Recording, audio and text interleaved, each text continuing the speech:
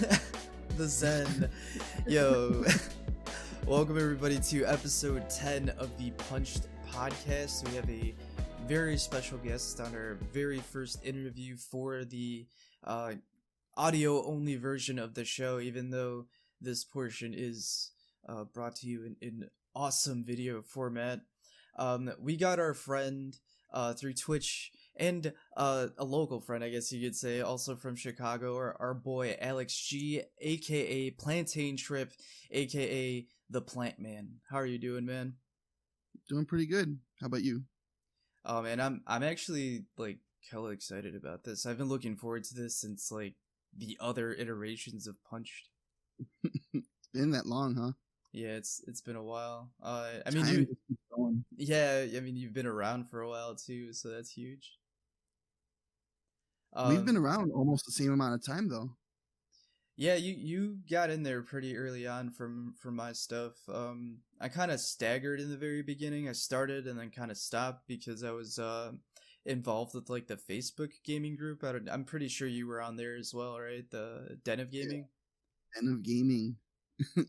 Yeah, Try you and Cantos. Yeah, Kantos is chill, man. He's Manapots now, actually. So Manapots. Yeah, if I ever get him back on the show, he'll be Manapots now instead of Kantos Finest. I think that's kind of like why we kind of clicked and kind of like gravitated toward each other, because we kind of had Pokemon oriented names. Mm-hmm. But for legal reasons, I will say it's Pika, like picante. You know what I mean? Spanish, like Muy spicy. picoso. Yeah, hell yeah, bro. So, okay. I wanted to ask you straight up, right off the bat, about your dogs. I know they've been going through some stuff. I know you've been going back and forth, taking them to, the vet and doing doggy deadlifts and taking them outside and whatnot. I mean, like, everybody on your stream is very familiar with your pups and stuff. So, give us a doggy update. Dude, I could talk about my dogs like days on end, it seems, because I do it. I do it on my stream nonstop. Whenever anybody talks to me in general, I talk to them about my dogs. So this is gonna be like a 4-hour stream, is what I'm saying. I'm okay with it. I said stream. It's a podcast. It's a thing. Yes, it's a thing. It's streaming on the internet. Yeah, it's out there. Well, the past 2 days I've run myself a little ragged because, we could have dropped them both off on the same day, but that kind of messes with them, and it kind of throws us off in general. But rather than put the stress on both of them for all of that, going to their comprehensive exams, we took them one on Friday and the other on Saturday. Miklo, the little white dog, went first, and then Paco went on Saturday. And they seem pretty much okay. We've had him on a new diet since, I'd say, March or so, because Paco had this like gastro flare up that was messing him up, and he was very irregular for a while. But we changed his diet to something prescribed. It was like a low fat diet. It's the purple ID banner. If you ever go to the Scientific Diet, I don't even remember the name of it. Nah, but you're keeping them lean though, essentially. Yeah, we're trying to, but they actually gained a pound, both of them. So we've been kind of messing with their diet since then, just slowly but surely, like taking like a gram or two off of each meal. But Miklo ended up having a liver issue. Like his liver levels are a little elevated right now because we've had him on an anti-inflammatory called Rimadyl for about 7 years or so now. And he hadn't had a single problem. No problems up to now. And for the longest, we were worried that if we couldn't keep giving him Rimadyl, there was almost nothing we could do for him, because that was essentially keeping his back painless, strong, and because he ended up slipping a disc years ago, and he got IBDB. I don't know what the actual word for it is, but he's got a spinal disease because of it all. Excuse me. Sick with it, dude. Not even Topo Chico. Oh, lucky. I want some Topo Chico now. Got some in the fridge. Sure. But yeah, he's doing good. Like, we switched him to a different anti-inflammatory, which I've never even heard of before. I guess it's new. I forgot the name of it, but it took me a few years to remember Rimmedale. Anyway, my memory is pretty messed up, but he's been doing all right. We're giving him a pill that like evens out his liver. I forget exactly what it does, but it's like almost detoxing it, I guess. So that's going for 2 months. And did Paco, the other medication mess with his liver at all? Is that why you guys are switching off, or like what was going on there? it seems like it could be. Like he hadn't had any issues, and apparently some dogs just straight up drop dead from taking Rimmedale. If they have too much Rimmedale, like it like poisons their liver and they just die. And we were That's fortunate. a big monkus, bro. I'm yeah, sorry. it is.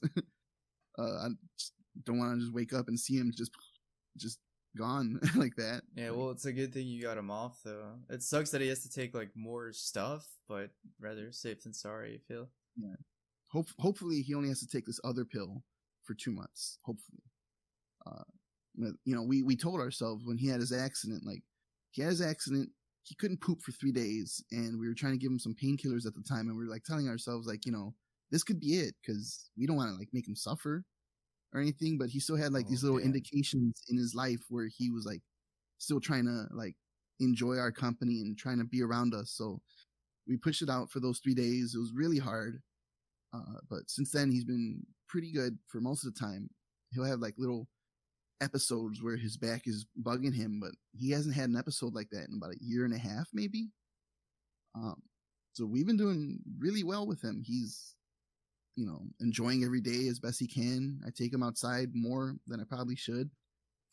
And he sniffs around the floor like he just loves it. So he's good. Yeah, you're doing the best you can for, the time you got left, which is good, which is great. I'm like doing beyond the Call of Duty maybe, because for real. I have just like torn up my wrist with all these doggy deadlifts, but I can't stop doing that. So I had to cut out truck sim wheel playing from my life. Yeah, that kind of sucks. I mean, you really got me wanting one of those wheels in general, and that's why we're in this truck. In case anybody's wondering right now, like, what the hell's going on? Why is there a truck in space? Well, it's because Plantain predominantly plays truck sim games. In fact, his choice in general is very niche. Yeah. Oh, in space, of course. You can't leave out the location. You feel me? Right. But yeah, I predominantly seen you play marbles in the very beginning. Not to like, divert from your dogs or anything. I do want to hear, you talked about Miklo, right? Now I want to hear about Paco. But just to give a little bit of backstory on like Plantain, what he does. I've seen him do marbles. I've seen him do marbles on stream, which is like where everybody like puts marbles to race, or you can tilt the maps and stuff. I've seen him do like Fishing Planet. Fishing Planet was super fun for however long you did it. He's done a cooking stream, like a baking stream rather. That was really dope. And more than anything, like he's doubled down on the truck sims. And more than anything, he was the dude who convinced me to get SnowRunner, because I had seen other people play, but it was his enjoyment and the way he was playing that I was like, all right, dude, I gotta get down on this. But yeah, I digress. Just so you know what Plantain's all about. Update on the other doggo. I didn't even have SnowRunner or the wheel when I had SnowRunner when you were watching either. That was all keyboard. It wasn't even the controller, dude. You're nuts. Now it is, because I'm pretty sure if I played any game for an extensive time on keyboard, I'd wreck my hand. It's a little weird going back to a controller, because I had been just exclusively doing my ergonomic keyboard and mouse for like ever, and then that broke, and I've just been like kind of floating around between different peripherals. But anyway. anyway. Paco is doing, honestly, he's doing awesome. Like I said, they both gained a pound, which may be bad for their joints over time, but we're working on slimming them down and everything. But Paco does this thing that we just cannot get him to stop doing, because he's a small dog too, but he loves like just kind of standing up and just essentially just digging his talons into us. Like, we try to keep his nails short, but he's like a little malformed, and his nails are always long. Like the quick is like ultra long, and like if we aren't on top of like how much we clip his nails, that he just got like just he just loves just digging them into our legs, but like actual claws. Like actual claws, but he's like looking for attention, wants to stretch out on us. He's being adorable. We don't want him to like not be adorable, but at the same time, it's for his back's sake more than our legs' sake. You know, it's like for his back. We don't want him to like mess his back up just standing up, even as an old man. They're like 12 years old now. That's like 84 years old. That's old, dude. You're lucky to have had him this long, and they're cool looking doggos. They're funny on stream and they're adorable. But I feel you entirely where it's like, oh wait, hold on, we may not be recording properly. Oh no, wait, yeah we are. I'm sorry, that was so dumb of me. We're Gucci. I had a mini heart attack there for a second. Holy crap, dude. Rough. Is one of them's older than the other, right? By like 6 months. Oh, okay. I didn't realize that they were so close in age. But one of them is actually yours, right? The one that like one of them you actually got, and then the other one was like your brother's or something. Like, how did you get both your doggos? Actually, mine. I birthed it. Oh wow, bro! No way. No, dog DNA, man. It's like Pigman from Seinfeld, the doggo.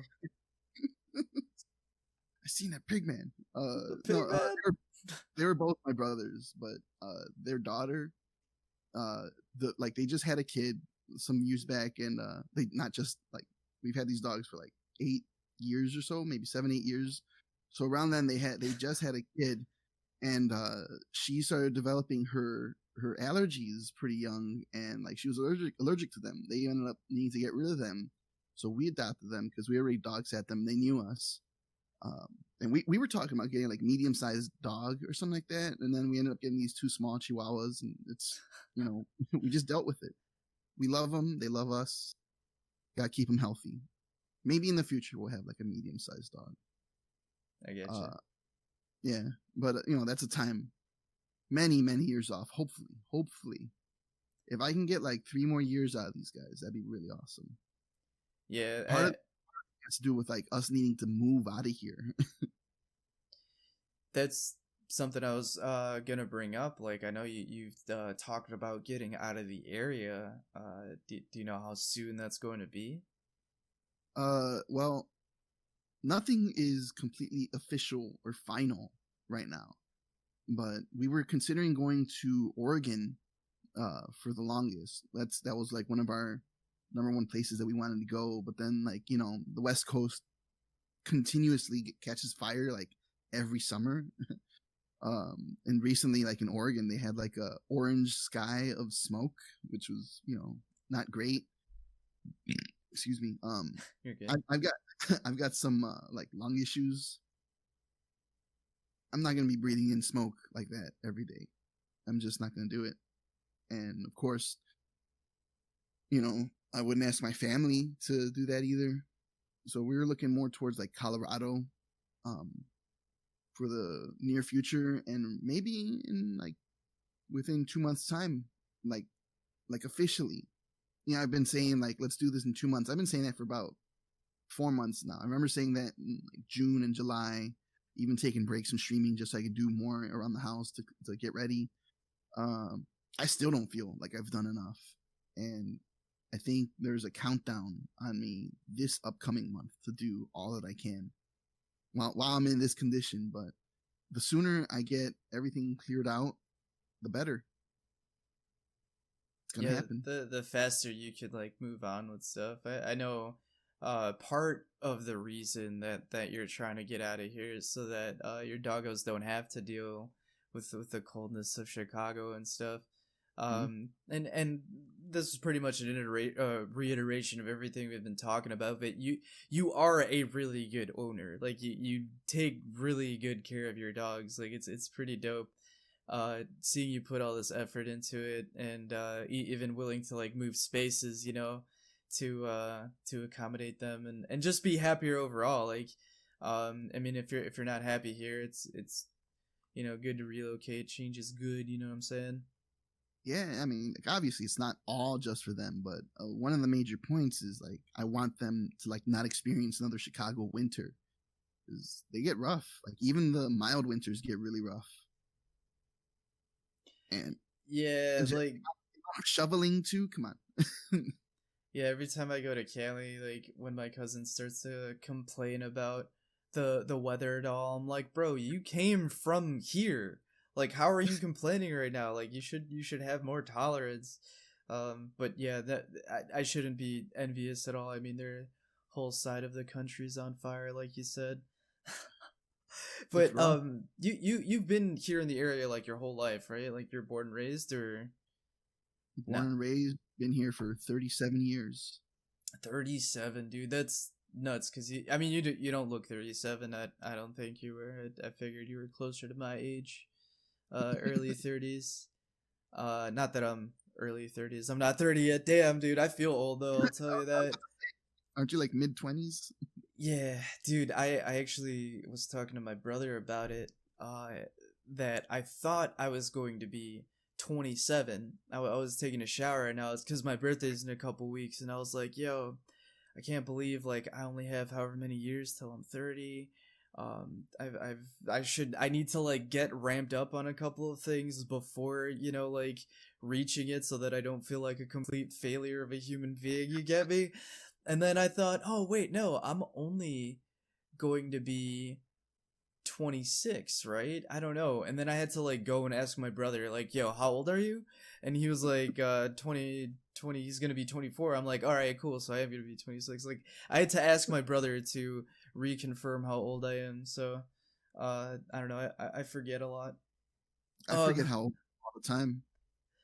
uh I feel like after a certain point it's just becomes less and less important. I feel like after I turn 21, Yeah, it's all downhill from there. for real. At Spoiler. least it feels like that. But then a lot of other stuff starts paying off too, like stuff you did earlier on. You get me? It like starts coming up, and you're like, all right, cool. It's not too bad, not too bad. And stuff definitely Yeah, sucks less than when you were younger and super melodramatic. yeah. Like I would definitely never want to be a teenager ever again. But I don't know. Maybe going through my 20s again. Yeah, sure. Send me back. Did you get involved in like the local music scene during your teens or your 20s? I would say like late teen. I think I was like maybe 19 ish, maybe even 20 when I really started getting into the local music scene. Like I mean, like I was like 17 when I played my first concert, but like we weren't fully formed then. You know, we still had a few more years of getting together and hashing out our ideas. Like The I guess, inklings of the band. yeah. Like when like even like when boy bands get together, they like spend like every day together for at least like 2 to 5 years. From what I hear, It's news to me. That's nuts, dude. Haven't heard of that. Like, did NSYNC do that? The I think they Backstreet might Boys did that? Those are the only boy bands I know. use Said like the LFO. K-pop stuff. I think in K-pop scene it's a little bit more sped up of a process, like maybe a month to 6 months of hanging out. I don't know anything about them. I'm just So, I mean, prior to that band, though, like the people that you started it with, did you know them prior? Like, were you guys friends before, or uh, was it because the, of the band? we were a three-piece that like I started playing guitar when I was like 13, 14 years old, and my childhood friend started learning at the same time, or maybe a little bit after that, a few months after I did. And this dude went to Curie, and lo and behold, Curie gives you like music lessons in school, like as a term or as a class itself that you go through. And he like aced that so much that he got a scholarship to this college funded program called Merit that taught him like classical guitar, and he was just like excelling all crazy with guitar. And I was just like, well, I could play bass then. I And mean, I that's took all well and good, but this is the best I can do. yeah, I'm definitely not gonna be doing solos like this guy. So I'll do bass, I'll do vocals. And we had another friend that we knew since like I want to say like I don't know, maybe somewhere between like 12 and 13 years old, somewhere around then. He was like a newer friend, and he played drums. So the three of us got together a lot in our teens, and we like had a few names.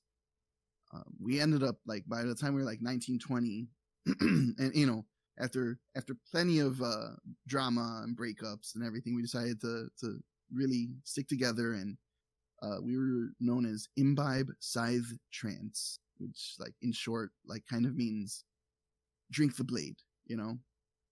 And I would scream that at people, and that was our first iteration, or really our last iteration.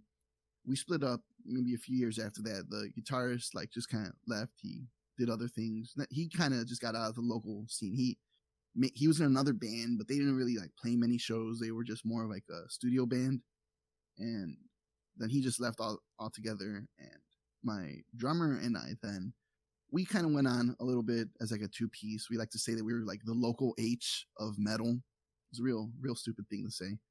A local H? Yeah, that 2-person band. Yeah, it's, like I said, it's a real stupid thing to say to anybody. But Okay.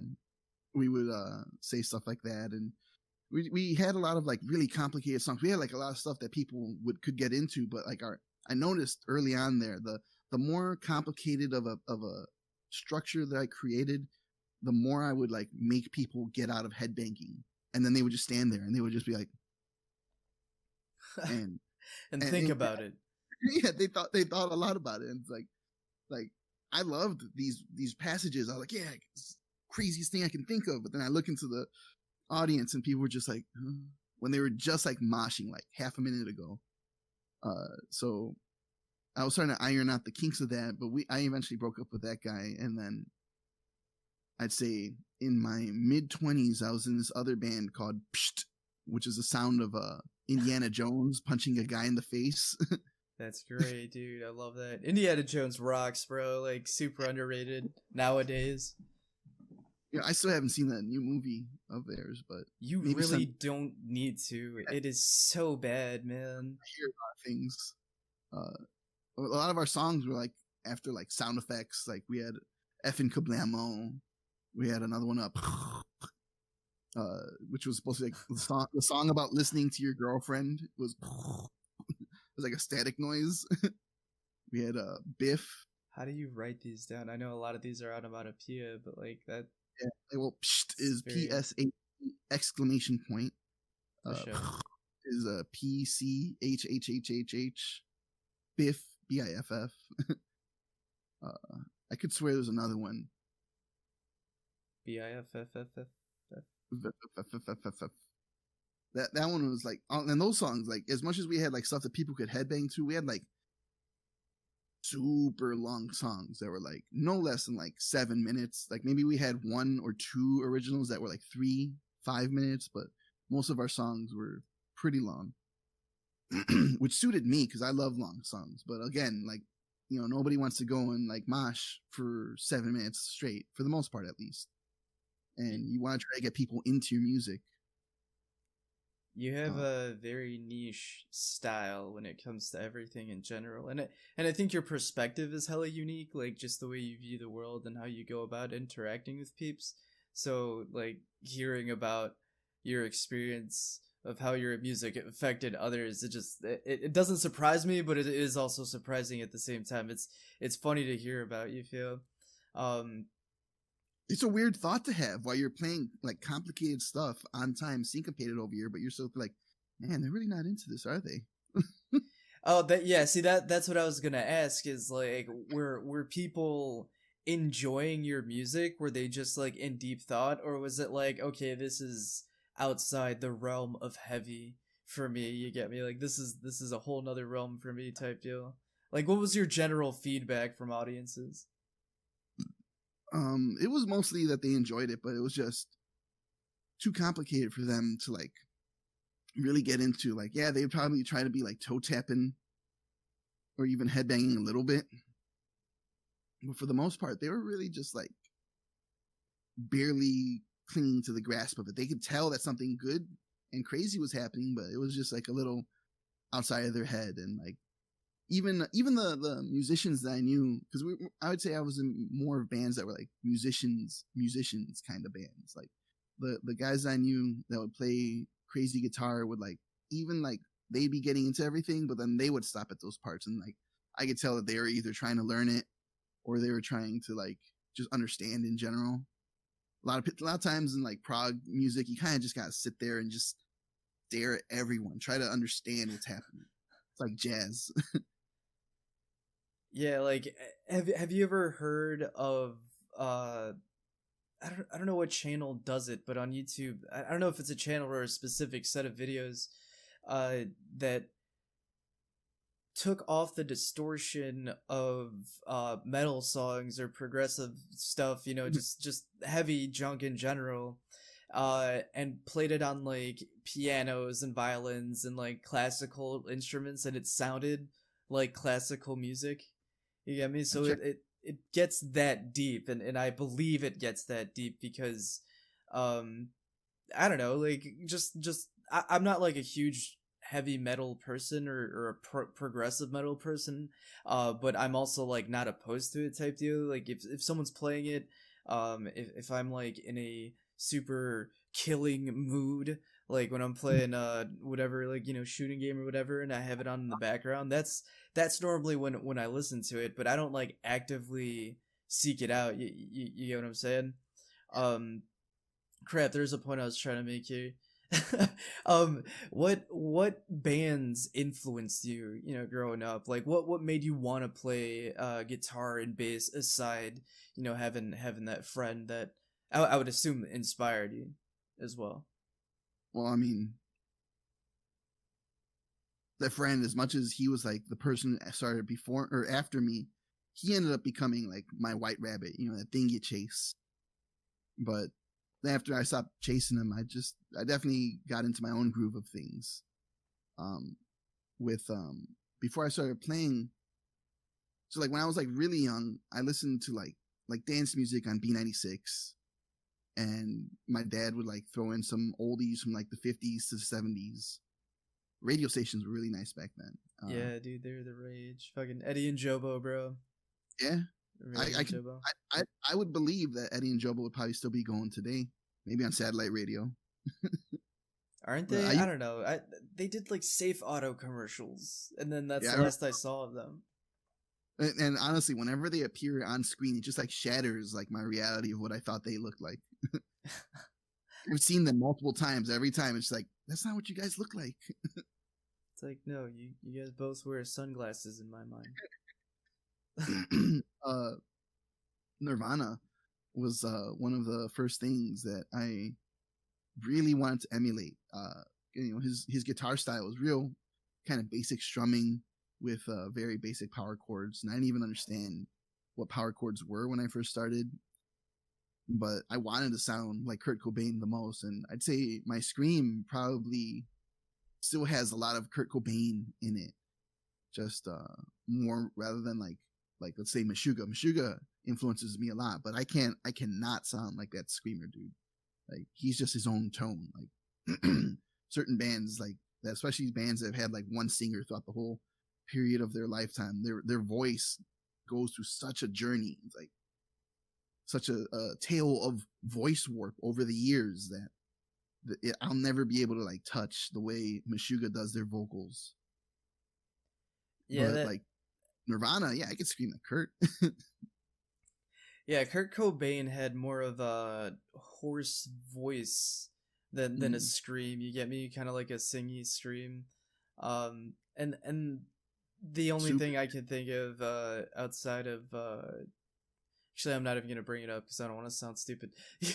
But what I was gonna say about screaming in general is like people, it's such a niche thing, but there's also like a variety within that niche. And I feel like I keep saying niche in this podcast. I apologize. Maybe we'll throw up a counter or whatever.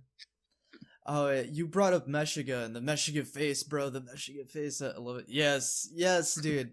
That's one of your emotes. That's a part of the plantain face.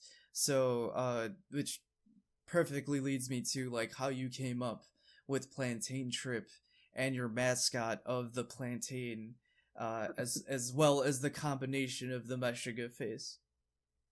Oh, I mean, I used to do that face like a ton, and Meshuggah is the band that it comes from. When they rock it on stage, it's like the lead singer, lead guitarist. I don't know that the rest of them do it. The drummer Thomas Hawk is playing the most complicated polyrhythmic drum beats all while having like the straightest face. So crazy. That's his stage presence, is utter and complete focus. And just madness, but just I like for coming up with names, I just kind of like just blurt out the first 3 to 5 syllable thing that comes to my head, and I forget what my name was before it was Plantaintrip, like what my internet presence name was.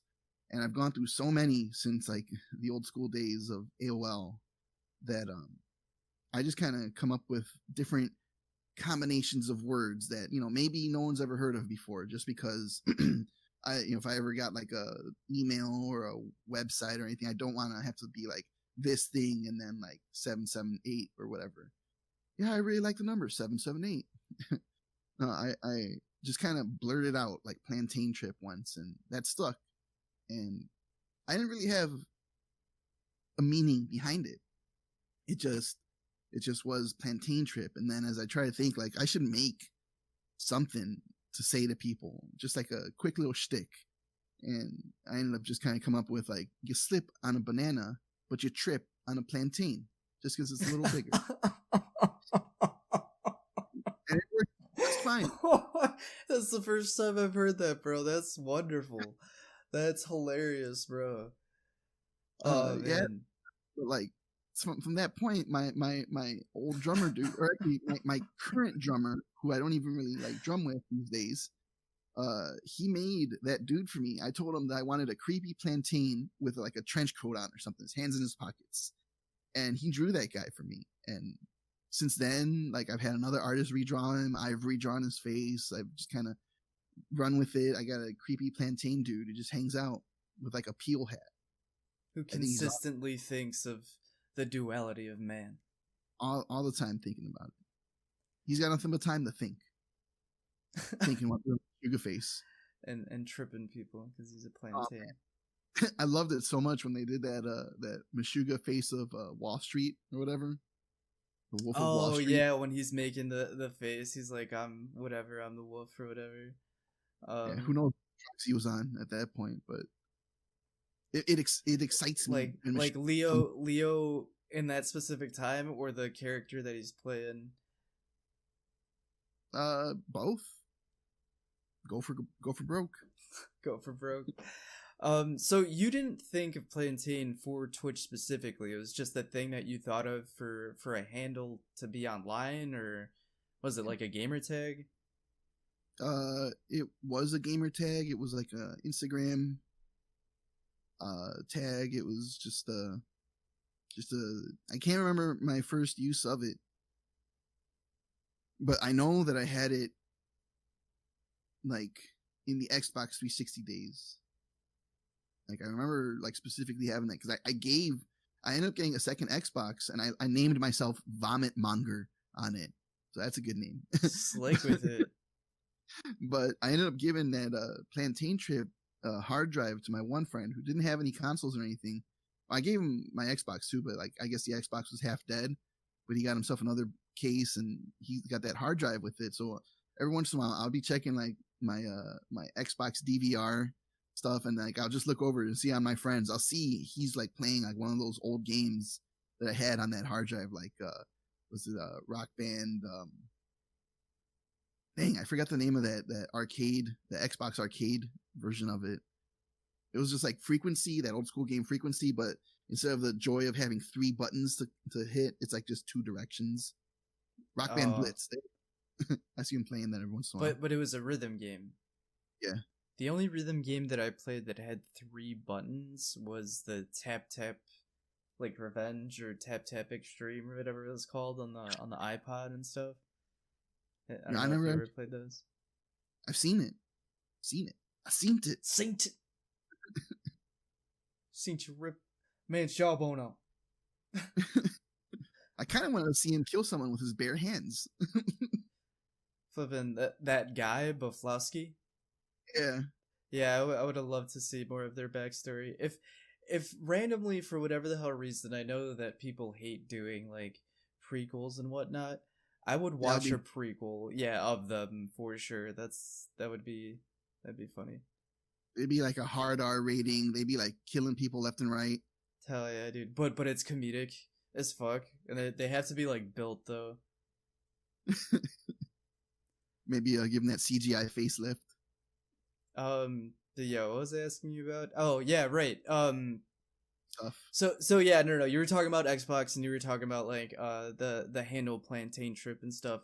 When did you become aware of Twitch? Like when did you, you know, when did it come on your radar, and when did you decide to stream yourself? I used to watch Justin.tv, which was what Twitch was before it became Twitch. Yeah, way back in the day, bro. And I never actually like had a profile for it. I would just turn it on every once in a while, background music. It's like just random things. I was always have like the most random thing in the background when I'm playing guitar, practicing, doing whatever. Band practice. One time in that band, that first band, Imbibe Side of the Trance, we used to have that religion channel on cable, EWTN on mute while we played our music just for some strange reason. I don't know. There was like this really old nun we would always just have on TV. I remember there being a weird in-between channel, like after PAX. Remember PAX? I don't know. Was it PAX? Oh yeah, PAX. Yeah. Yeah, like, they we had can, like all the old like TV shows like for the old people and stuff, like Murder that was She on Wrote and what happened?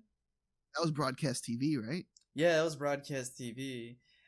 Where the one you're talking about, that wasn't on broadcast. No, that was cable when you had cable. Oh, Like the okay. cable. Yeah, because there was this one specific one on broadcast TV or whatever that had a lot of like cartoons during the day, but they were all like Christian, Catholic, like very God whatever oriented cartoons, and then it would like do the nightly whatever it is, not even news, but like uh broadcasts of church and shit. It was dumb, dude. I hated it so much, and I don't even know why it would come up at all. But like you bringing up your channel made me think of that. Gave me flashbacks. Waking up to that stuff. Yeah, but you were talking about how you used to watch Twitch back when it was just in TV and like all the travel stuff. Like it wasn't even actually, gaming back then, dude. It wasn't. It was just live streaming, and it's funny to me that people go into just chatting streams and like talk crap about anybody who isn't playing a video game. It's like educate Like, yourself. do you not know how this whole site was founded, you idiot? You butt nugget. In in the Xbox 360 days, they eventually brought out a Twitch app. So I'd say maybe like 2010 to 2012, I started like just kind of randomly watching whatever stream was on at the time. And I would even tell my friends who would say like they wanted like to hang out with somebody while playing games or whatever, like, but they were like out of state or whatever. Like at the time, I would be like, "Well, stream on Twitch." I've kind of been an advocate for it, even if if it goes nowhere with anybody, I'd still like just tell them, "Hey, just stream because you might like it. You might like it, and you might have a lot of fun, if nothing else." But then there's the pressures of that dead air that not a lot of people can deal with. So not a lot of people that I told to stream to Twitch, they don't really pan out all the time. But the people that do pan out, that's something worth watching. Yeah, I feel you. Like, I need to stop saying I feel you. Damn, dude. I'm gonna. Oh man, I'm gonna have another counter for that as well. But when it comes to streaming, especially very early on, I think you're learning more about yourself because it takes a lot to put yourself out there to begin with, right? And then you realize that just putting yourself out there is the first step. That doesn't necessarily mean you're gonna gain traction. And when you do, find your little community, whenever you do find peeps that come through to your streams, and whether or not becomes like more than just a hobby, I feel like once you reach that point in the Twitch experience, quote unquote, you've already learned a lot about yourself, and you've learned a lot about content creation because you're just putting stuff out there, yourself included, but you're also putting your gameplay and your skill, your commentary, um I know that a lot of people come to Twitch and are attracted to it because of that community sense. But Hmm. building that up does take a while. It takes Um, effort. yeah, it does. I think we mentioned earlier that we kind of started Twitch around the same time, but like, um, you've obviously been watching for however long. Like, what made you decide to make that step into content creation, into streaming? You know, I'd say so. The last band I was in was Sarah Viscera, and we were actually a pretty awesome group of guys put together. It was like five of us. It came down to four of us over time, and I had to count. Uh, like -1. I can't. uh, no, so I ended up having to leave that group because I was just thinking about I've been thinking about leaving Chicago for quite a few years now, quite a many year. Uh, and I was Many like a telling year. many a year. I told them that I couldn't like I wanted to give them about 10 years of my life, but then I ended up having to cut that down to like 1 year because I wanted to focus more on leaving rather than killing my body. Like for the bigger shows, like that I would have to be there all day and then jam out at night and then have to pack everything up and then go back home. Those shows would wreck my back so much that I would sometimes be like immobile for almost a month. Like it's happened. Like one of my birthday shows, I ended up is like going like too much, and I couldn't keep up with that anymore. It was pretty much time for me to like listen to my body and say I gotta hang it up. I told them like I would hang out with them for about like maybe another year, but eventually I just kind of like had to just quit just so that they could already move on. Essentially, like I couldn't keep them back.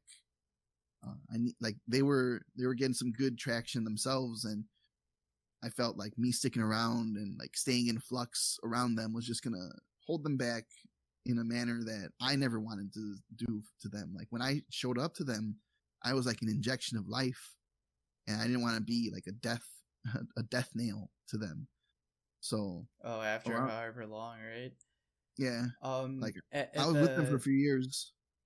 yeah, at the height of the birthday wake up call, like what was the popularity like? Just to put everything in perspective for everybody else. I know you were all about the local music scene, but at this point in time, like I would assume you guys are pretty popular. Uh, like I had mentioned before about like being like a musician's musician, we definitely had the attention of most of the local bands in the area, at least the metal bands. Some of the punk bands knew us because we played a lot of mixed genre shows. I would say that we could easily get 30 to 60 people to a show if like announced with no time to prepare, but with some time to prepare, 50 plus people showing up. And So that's a not, sizable amount. I mean, like 50 people in a room, that's pretty decent, you know what I'm saying? And then that's we just the played people some who good show shows. up. Yeah, like that's sick with it. You guys had an audience. We had an audience, but that audience was very frayed too. Like, yeah, we can get 50 people, but like at any given time, like on a specific Saturday, we're playing a show. The favorite bands of like half of that group of people are going to be playing at like 4 to 5 other venues in Chicago. So as much as we had like that audience, it's very split up. And, we could sometimes only get like 20 people showing up, and that's still a good amount of people. But when venues want you to bring in more people, it kind of hurts your image. Yeah, that has a lot to do with streaming too. And in my personal Mm, experience, I mean, because I've fluctuated with viewers, I've fluctuated with the activity in the community in general, and it's just a part of the experience. If you give it less, you're gonna get less. So there have been a bunch of periods in time where I stopped. You get me, where I kind of like fallen off and been inconsistent. And I'm not saying that you guys are inconsistent whatsoever or whatever, right? But going from, let's say, a certain viewership average and then coming back to another because, like, let's say they've developed more of a bond with another streamer, which I hold no ill will to, like, that other streamer or anything, because, I mean, it's Right. my own absence there, right, type deal. But also, like, let's say you develop the same regulars as someone else, it's really no hard feelings toward you or favoritism toward the other streamer. Just sometimes people want to, like, watch somebody else, and those regulars that would normally be there are sorely lost. You get me? Like, they're very noticeable when they're not there. So I can relate to not having, like, as thick of an audience, I guess you could say. But yeah, you're telling, like, those 5 people and they weren't there. yeah, the bastards. How dare you? No, I'm joking, but it's never, genuinely, there's never any ill will. It's more like, oh, okay, I notice it. You know, it's just, it's not going to be one of those days. You're telling the story about how you came to Twitch.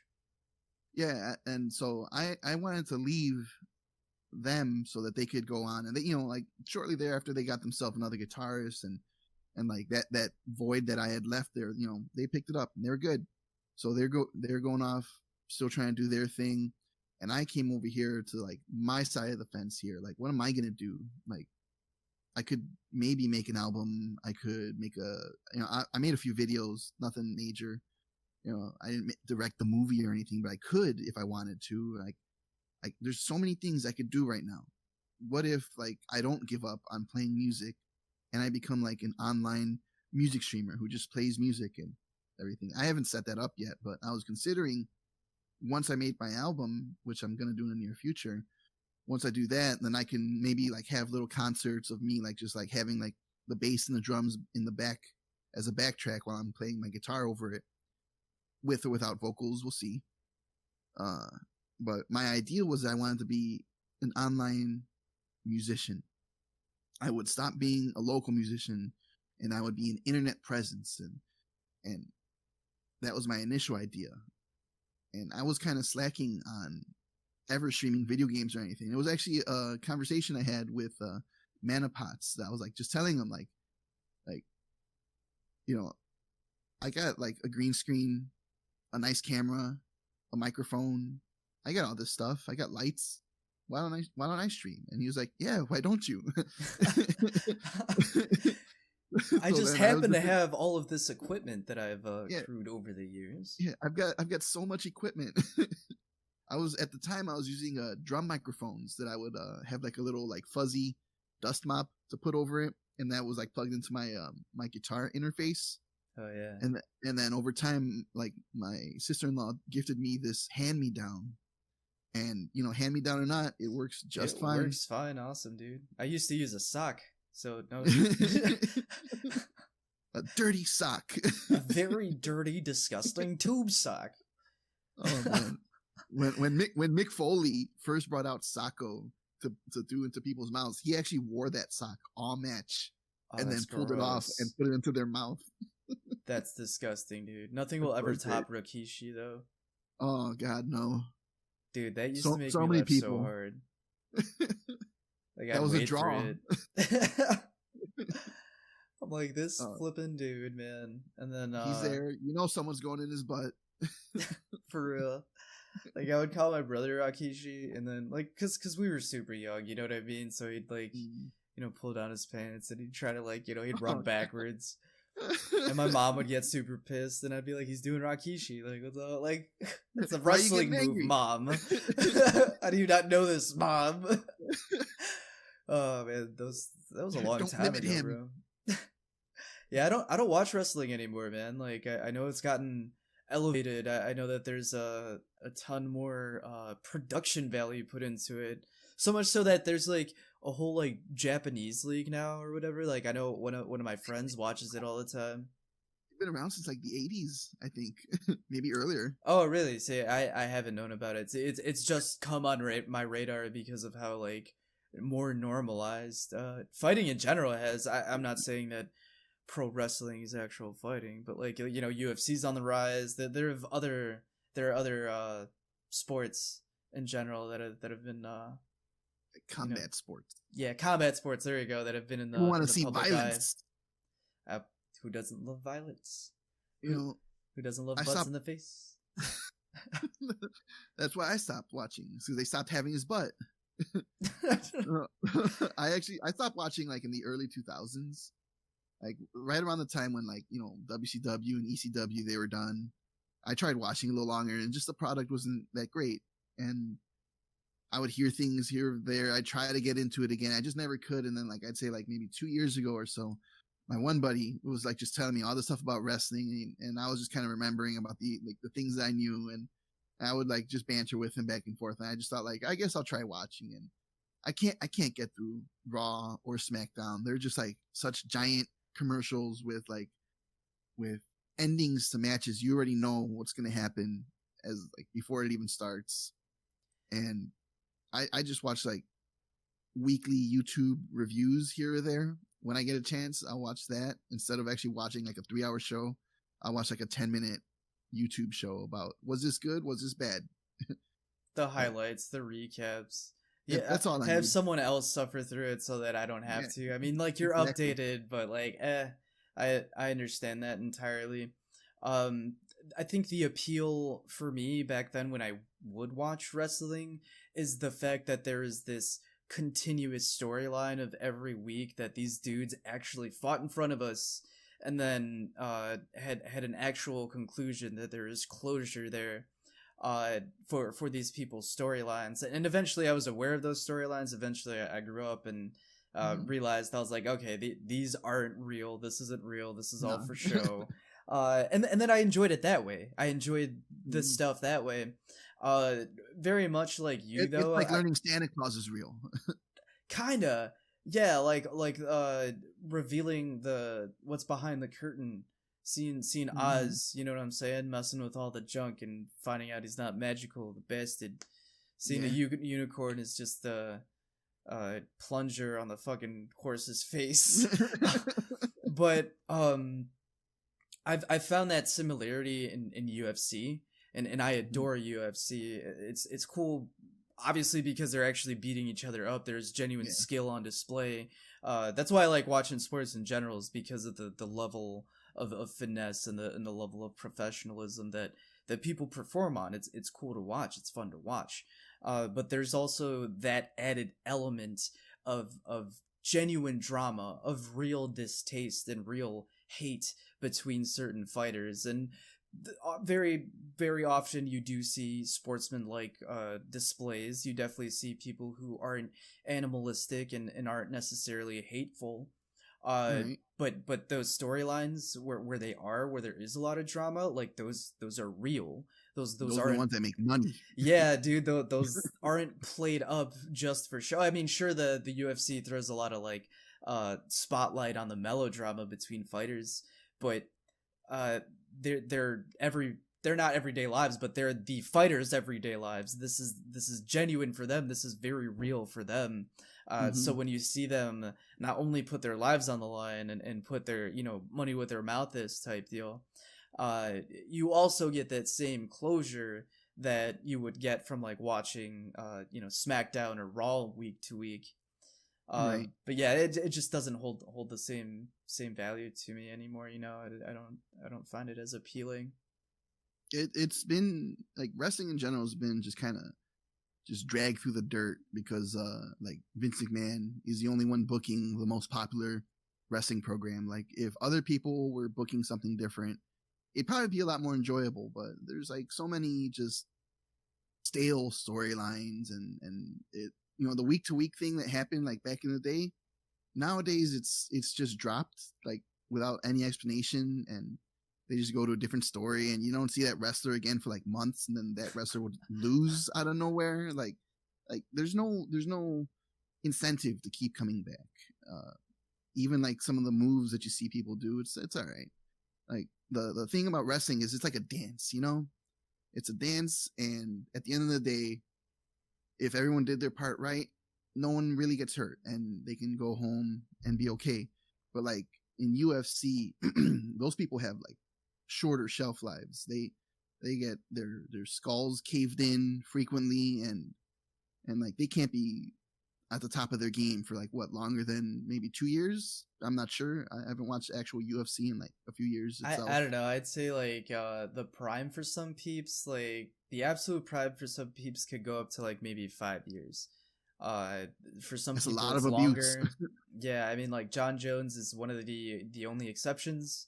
I mean, recently he almost lost, and now he's moving up in weight class. So he's trying to keep the speed he has from light heavyweight to continue into heavyweight. That's a lot of muscle. Yeah, bro, it's ridiculous, but I definitely get what you're saying. It's a more grueling sport. They put a lot of damage, they'll put a lot of miles on their bodies, so their window of greatness is a lot shorter than say wrestling. I mean, like, how long was the Undertaker undefeated at WrestleMania? That was a 21 huge WrestleManias? something stupid like that. Like, holy crap! Like, dude, you're old. These guys would have fucked you up for real, like, for sure. So, Yeah, some of his opponents are like way bigger than him.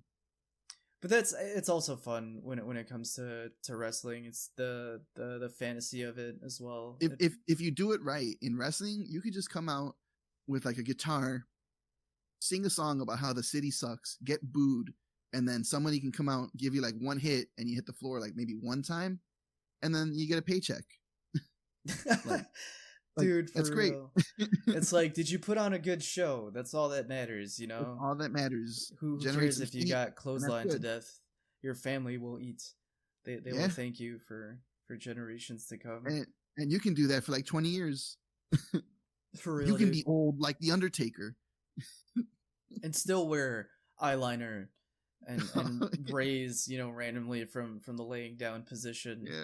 And everybody's gonna act surprised, and everybody's gonna be like, oh my god, What? He did that? what? It's like a flippin' anime. I love it. Exact, dude. That's what I was thinking of. It's like, what is a great way to describe? There's a lot wrestling. of spectacle. Yeah, definitely anime. Have you played any like wrestling games? I would assume so, dude. Like, which is your favorite? Like WCW versus NWO. The one on like, the N64? Dude, I haven't played many wrestling games since then. That was one of my favorites. That was the one with the guy, Scotty Too Hottie, right? The guy that would like do the worm. Is that that one? I don't know. That was the one that came like right after that. I forget. It was like was it No Mercy? I think that was that one, dude. But I remember playing like wrestling games on the N64 all the time. Those are the ones that like got me into them. Apparently, they were super well made, and apparently they're not anymore. It kind of sucks for them. I mean, I wouldn't pay for them now. I've seen a lot of like footage of like the most recent game and like the glitches that are just like so crazy. But it wouldn't be like a AAA published yearly game if there weren't like 5 million glitches, right? For real. But you would expect at least functionality within those glitches. I mean, there are plenty of games out there that have bugs, but they still work. It seems like the WWE games or whatever, the wrestling games in general aren't up to par anymore. And I remember when they would come out yearly, and they were still better, like infinitely better than the ones that come out now. Where did you like make the jump from, I guess, regular arcadey run of the mill like shooter types, or what was your regular type of game before you found stuff like Truck Sims or Fishing Planet? Before I started going into like Sims, before I even got into Twitch, I was just only really alternating between like Terraria, Gears 3, and Skyrim. And then eventually I just started kind of like playing more indie games. Like, I had a laptop that wasn't that great, so I would have to like pick the less intensive games, and that led me to like Death Road to Canada, Ultimate Chicken Horse, a few other really some classics, some stuff that will go down as classics for sure. For sure. Like Death Road to Canada is amazing, but I had played it so much, I'm pretty sure I burnt myself out. But I still, like, every like 6 months or so, I would just go back and I'll play a game and see like the things that they've changed to it. And they keep adding more stuff, so it's pretty cool. I I would say like before I got into actual Sims though, like the one I played the most, aside from marbles, I played Ultimate Chicken Horse like the most. I could never really get tired of that. Uh, like just being able to just have every level be like completely different. And it doesn't even last that long. It's just you can get lost like playing it for hours on end. And I definitely like the people that would actually join me would play it for like 4+ hours when we'd be streaming it. Yeah, it looked like a lot of fun, like the amount of possibilities and like messing each other and screwing each other over type deal. That was always hilarious to watch. You got me into Death Road to Canada, by the way. I mean, I know you know this, but I got it on my Switch and I have it on my PlayStation 4. It's a great flipping game, dude. Hell yeah, Switch. dude. Now I have to play it while I'm pooping. You know what I mean? Like it has to go in there. Like, bro, it's super addicting. Low-key, I haven't played it in forever, but when I was, it's got some interesting multiplayer. The only thing I didn't like about the multiplayer was that whoever was player one could go into a doorway before you, and then like you're kind of left behind struggling to get to that doorway while there's probably zombies in there trying to kill you. Like it's really easy to kill your friends. wait, so they made it super easy, or did they update that? I didn't play with anybody since the past few times. When I played it last, it was all like single player. Yeah, I haven't played with anybody. I didn't know that there is two-player functionality. Local multiplayer, but I think it has remote play now. I haven't even checked that out yet. All right, you were talking about Ultimate Chicken Horse, and that horse is a huge part of your channel too, as much as that plantain. And yeah, that horse. Man, I just love the horse. Even though they got the zebra like alternate outfit, I always pick the horse. Everybody's something over here classy. Like, classy with the top hat. Yeah, the top hat. Teal bow tie. I said blow tie. Yeah, the blow tie. You know what I'm saying? Or it's like it's a regular bow tie that spins, but you have to blow into it. It's not like one of the clown ones, or you press the button on the side or anything. You know. That'd be cool. I've been enjoying that game immensely. But everything that they give, like every update, they add more to the game, and they just do it for free. Like if you bought it once, like, and you think like maybe there could be more added to this game in like 6 months to maybe even a year, you'll get more things for free. They haven't made any DLC, and I kind of think they should, but I'll take some free stuff. Yeah, people would support it. There's obviously a community there. But maybe they've made more than enough with just how much the game is sold. So they're like, here, you guys definitely deserve this. Thanks for telling other people that we exist. I definitely tell everybody I can about it. Out of everybody that I've shown this game to over here in Chicago, only one person has enjoyed playing it with me. Bogus, who? My buddy who moved out some time ago. He moved over to Colorado himself. Goodbye, maybe buddy. Be reunited one day. Every single person I've played with him with that game, aside from him, every other person has not liked it. So I don't know if I'm a good. As much as I'm like promoting it, I don't know if I'm the best promoter of that game. No, maybe you're just not showing the right people. You know what I'm saying? Maybe they don't understand. They're not cool enough. They don't have that appreciation. What happened? Like, maybe they don't like ultra hard difficulty. Oh, true. Yeah, maybe they're not true gamers. When'd you make the leap into Sims, the truck Sims? So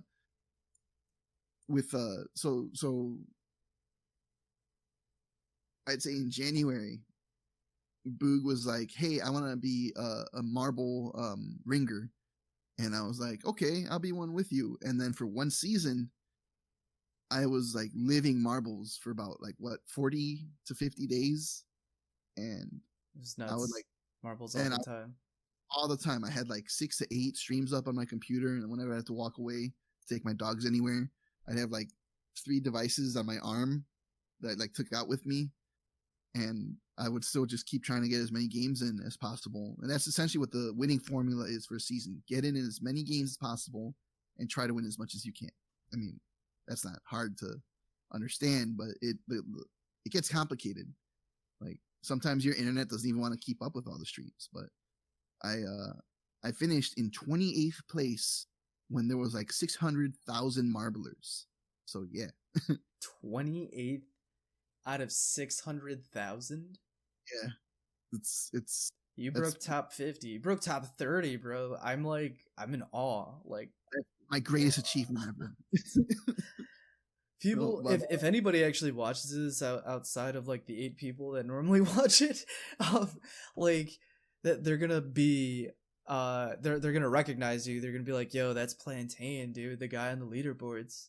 He was 28 seasons ago. The legendary Plantain, bro. You definitely like carved out a little space of the Marvels community for yourself. Like I know a couple of the people who come around now, like I would say came around from Marbles, and I know one of the drawbacks from playing like a specific game all the time is like when you switch, they're probably not going to be there, but I feel like you've retained a few cool peeps from those days. You know, I think it's funny that like at least 2, maybe 3 of those people that are Marble regulars that come through now, I met after I stopped playing marbles intensively. Just ironically. Yeah, it's just I keep telling people like part of the whole idea of trying to be like a popular streamer or whatever, or just being in the streamer game, you got to be social with people, and you got to go to other streams and meet people and talk with them, and sometimes you hook some people into enjoying your personality enough to come through. And that's, same thing happens to like a lot of those marblers. Like I even had a marbler. Like we started marbling before there were seasons. So that's like a little over 2 years ago. I think they're in year 3 now or whatever. But like we started marbling around then, and then we had like some ringers coming through back then. And then when I was playing intensively again in January, one of those ringers came back, and like I hadn't seen this guy in like 2 years, year and a half at that time, and we're just talking, like just catching up. And I don't know why I have the feeling like if I started like playing marbles again out of nowhere, this dude would just show up again. Because that's what he's about. Like if he sees marbles, yo. Yeah, and there's a few of those marble ringers that came through for like specifically for Ultimate Chicken Horse. A few other games, it's just like there's like a minor overlap in there, and aside from like putting yourself out there with like your best foot forward and all that, like just going out and talking with people is a good way to get people to come through. After I finished with marbles, after that season, I had the thing in my head like I can keep doing this, but I think I'm gonna stop and focus on other things. Specifically trying to leave Chicago. That's been a major focus of mine this year.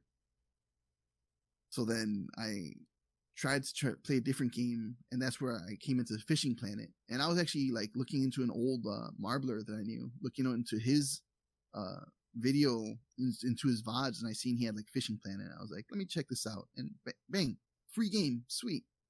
But it was online, so I couldn't technically pause the game, but I could just reel in and then take my dogs where I needed to go in case of emergencies. And I was playing Fishing Planet like a lot, and I made it to like a higher level. I opened up a lot of stuff, and it's just part of the game, like where you can like see the grind a little bit clearer as you get like higher level, and you can see like people exploiting the tournaments, and maybe like developers not even like changing the spawn spots of the fish. There's a lot of things that kind of pulled me back. Like maybe I don't want to play this game as much. I feel like when I play these games, I always have to get the subscription so I get all the perks and all the XP. But then when I have the subscription, I want to just keep playing it, right? Like I don't want to waste money, so to speak. Yeah, like you guys got me to spend this money, you know what I mean? Like I already like this game a lot that I had to like go and spend $15. And I sure as hell I'm not gonna let these $15 go to waste. Every waking hour. Every waking hour. I remember you used to play it for a while. Like when you went through the stint of Fishing Planet, that was a lot. It was relaxing to watch, but I get why you switched over. You get me? Like it's only got so much content, it seems like, and they hook you in somehow. and it's probably the grind itself. But I don't know. I haven't had experience with the game. Um, how many hours would you say you put into Fishing Planet? Easily like 200 to 400 at least. At least. I'll check my games every once in a while. I forgot the number for that one, but all the games I really get into, I spend like 400 on average. Like That's in a span of like 2 months or something along those lines, right? Maybe even a little less. No, maybe it was 2 months because like it was like end of April that I got SnowRunner. It's nutty bananas, dude. It's been that long since SnowRunner's been out, dude. I think it was like April 28th. It came out.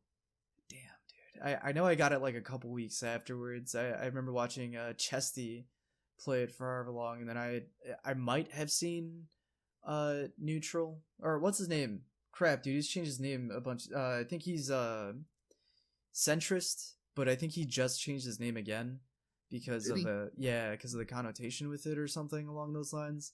I don't remember what his new name is, but my boy, he was also playing it, and they tend to play like around the same games and stuff, and then out of nowhere, I saw you playing it, so I was like, all right, if all these dudes are getting down on this, and I trust their game taste, I'm gonna have to check it out for myself, and I got completely hooked for a good like month. I would play it every single day. I cleared out all of Michigan pretty much. Now I'm clearing out all of like I think it's Alaska. Pretty sure it's Alaska. Was that your first truck sim as well? Was SnowRunner? Yeah, I seen a trailer offhand. I think it was like on some YouTube ad or something. I seen a trailer, and I just didn't realize I wanted to be an ice road trucker. It just hooked me. And then of course there's pardon, I think I just heard the dog snoring. No worries. There's like Alaska, like you said, there's Alaska, there's Russia, there's a lot of like mud in the game, but there's like, or rather Michigan and Russia, but like in Alaska and in the new Russian zone, like there's a ton of snow and everything, and you're driving like through perilous areas just trying to stay alive. Like they could have made it harder, but I'm glad they didn't. I feel like it's very accessible, but there is a difficulty, not necessarily a spike, but it does get difficult. It progresses really, really well. And if you do it right, I mean, if you buy the correct things, if you correct trucks, and if you go out for the specific what's it called, like attachments and upgrades, it becomes easier. One thing that I didn't realize is like you are supposed to do maybe however many missions in one zone, get an upgrade that'll help you in another zone, and then come back and then do whatever it is in another zone, because it'll open up, or it'll be easier to do certain tasks, in that part of the map. Yeah. Go ahead. No, I got the Tega, and I just came back to like America, and I just like wrecked everything. I think like the Tega is like specifically for like the Russian zones or something like that. Yeah, I was trying to look for a Tega for us to sit in, while we talk to each other face to face, as we truck through space. You know what I'm saying? Is my hand on the dash right now? Put it a little bit lower, lower, maybe like 2 or 3 inches. There it is, right there. It's perfect. Okay. Hand on the dash. Put my hand on the dash too. Straight up, yeah. put my hand out the window. You know what I'm saying? Like, anytime I'm driving IRL, and like, let's say like, especially in the van, that's like, I don't know why I'm pointing to it, but in the van that's like half dead already. Like whenever we do something like dastardly in it, I'm always just like, "You done good. You done good. You done good, Hasselhoff. You done Thanks good." Yeah, that van has died on us a few times. So, like, where did your love for these truck sims come from, do you think?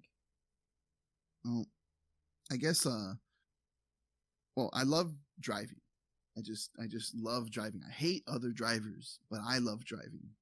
And I just drive everywhere. I had a paratransit job that I was just driving everywhere in the city. And like now I essentially like, I was in like delivery jobs beforehand. So I kind of know like where everything is in Chicago for the most part. And I just love just cruising around, seeing it all. And especially during this time, during this quarantine time, I didn't go out as much. Definitely wanted to stay in.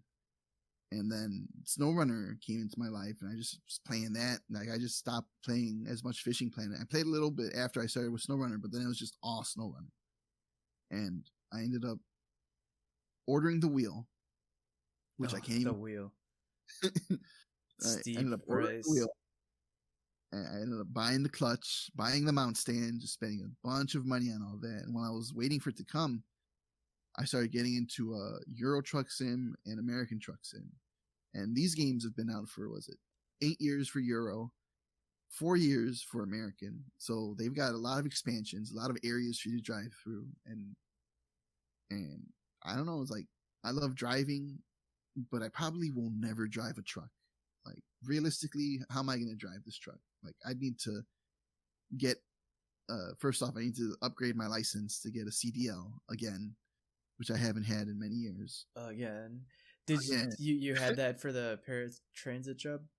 Yeah. Just, you need it to drive other people around. It's like a commercial license. Oh, I feel you. And I would have to get that, and then I would have to go to Europe because no one has the Scania here in America. I would have to go to Europe just so I can get the Scania because I want to drive the Scania. And the Tega actually, I don't think actually exists. Just a game truck. So I can't play that game truck. Pay some engineer to reconstruct it. That'd be pretty cool. And then drive like through America, like just bulldoze your way. Don't even like find a path. Just go straight down the middle. That would just cost east to west coast. But have Stream fund it. Screw it. Oh, sweet. Get a GoFundMe on Stream. A donation bar. So, like, essentially what you're saying, because you like driving so much, it was easier for you to, like, fall into, like, the niche of driving games. Oh, yeah. And once I got the wheel and I was driving across, like, America or Europe, I was just... That's where I did one of my more frequent long-hour streams. Like, before I got into truck sims, I didn't do any extensively long streams. Like, I would still pop them out every once in a while, like for marbles or for Fishing Planet. I think like the longest I went on Fishing Planet was like maybe 8 or 9 hours, but I wouldn't go like super long like I had before. Like yeah, they were pretty average. Like people normally go for like 3 or 4 hours. Like if they dedicate a certain amount of time, you were streaming pretty much what everybody else does too. Yeah, it feels like a downgrade to me. No, definitely not, dude. I mean, I enjoy the longer streams. I know it takes a lot out, but I feel like you like doing them too. I'm compelled. I think it's like a minor OCD that tells me I gotta go for a super long length of time, and maybe I justify it to myself by saying, well, a 9 to 5 job, that's 8 hours. I should stream for at least 8 hours, right? I don't know. do something with my time. You know what I mean? It's gonna occupy that amount of time, right? It's kind of hand in hand. When I first started streaming heavily, like over 2 years ago now, I was doing every day, and I was going like 4 to 8 hours at least. And I would measure that as in the days that I was living at that point in time. And then that time I was more living that lifestyle of like 24 to 30 hours awake and then sleeping like 10 and 12 hours. So like I would just have like a long stream in the middle of like that crazy long cycle of consciousness. And I still kind of sleep like that every once in a while, but recently it's been like normal, like a normal person's sleep, but albeit a little late. But I was like every day, multiple hours on end, and I would just do my best. And like, I hit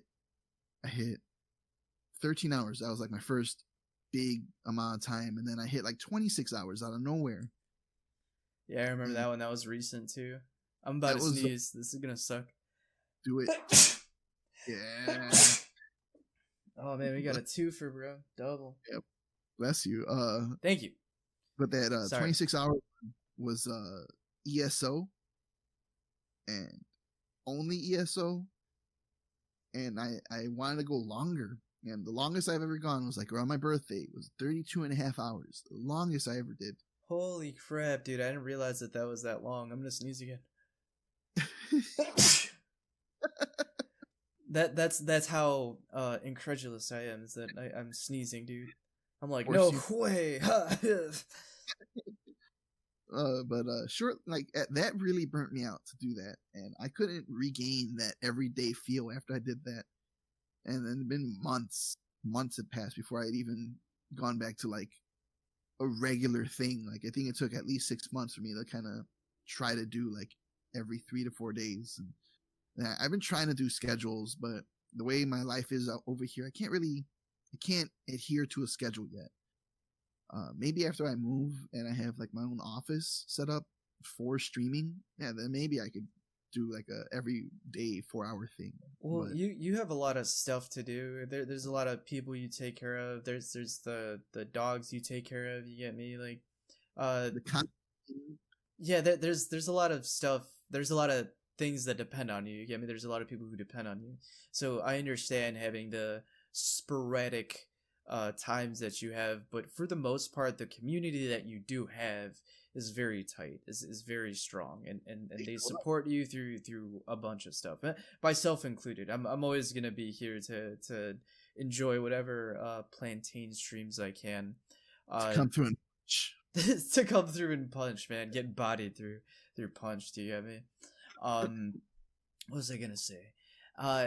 There's a lot of lessons early on that streamers go through, that there's a lot that people have in common with the experience, and I think that burnout, not to use a phrase that everybody uses, but it's very real. Like once you experience it yourself, once you go through it yourself, you understand why you have to pace yourself and realize that your perspective shouldn't be for the short term, but more for the long term, and how much you'll be getting out of streaming, you feel?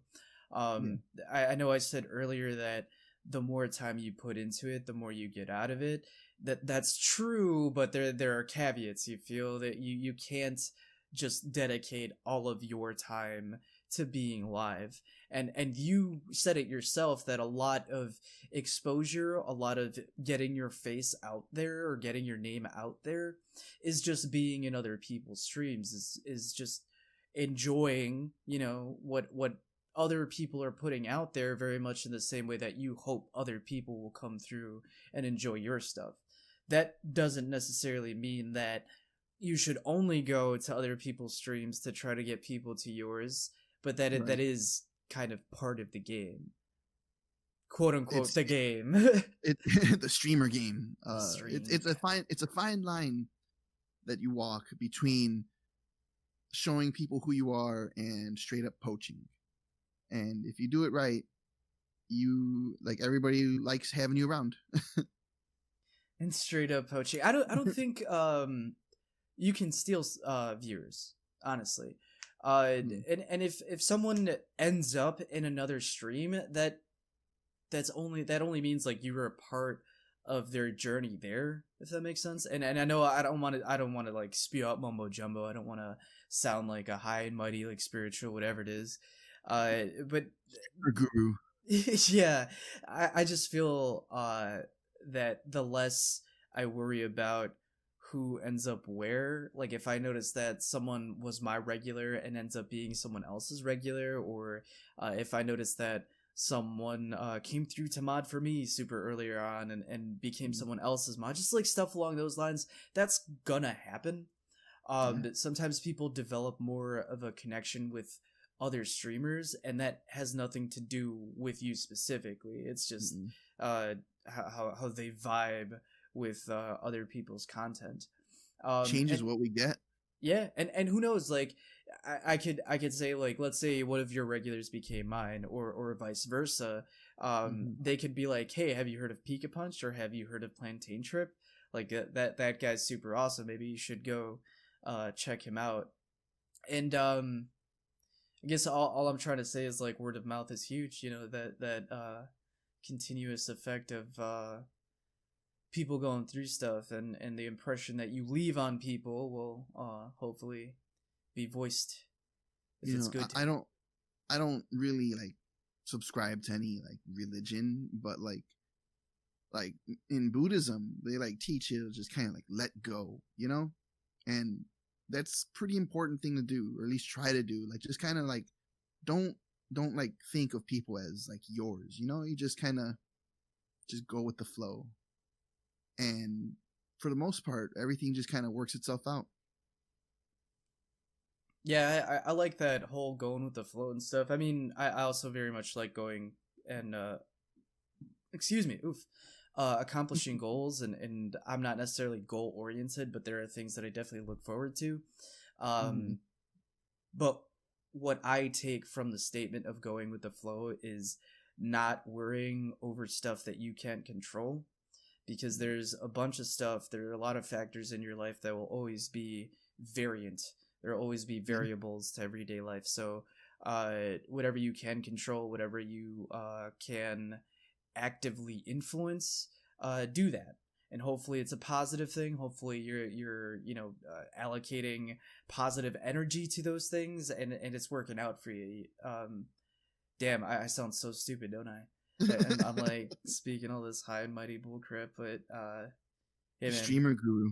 The streamer guru, that's you, bro. If anything, with all of your sound effects and all of your graphics and stuff, I feel like you're pretty much everybody on the platform of Twitch, and I feel like every content creator in general is a very DIY type of person, unless they have the funds to spend on sound effects and whatnot. How long would you say you spend on creating your sound effects, and what made you want to make that for your community? Well, I never wanted to like really have like a bunch of like rampant sound effects just playing all over the place. That was never really like something I had in my mind, but like just over time, like I started using sound alerts, and I had a few noises that I had just kind of on my computer, and I just threw them on there, and I just thought like, well, this can't be that bad, right? Like it definitely lets people have a little bit more fun, like aside from like the commands that I've made, which are fun. They alternate their variables themselves, but like the sound effects come out a little bit more. And like I know that a lot of people, like let's say in like horror streams, they love busting out like sound effects to stress the person out or whatever.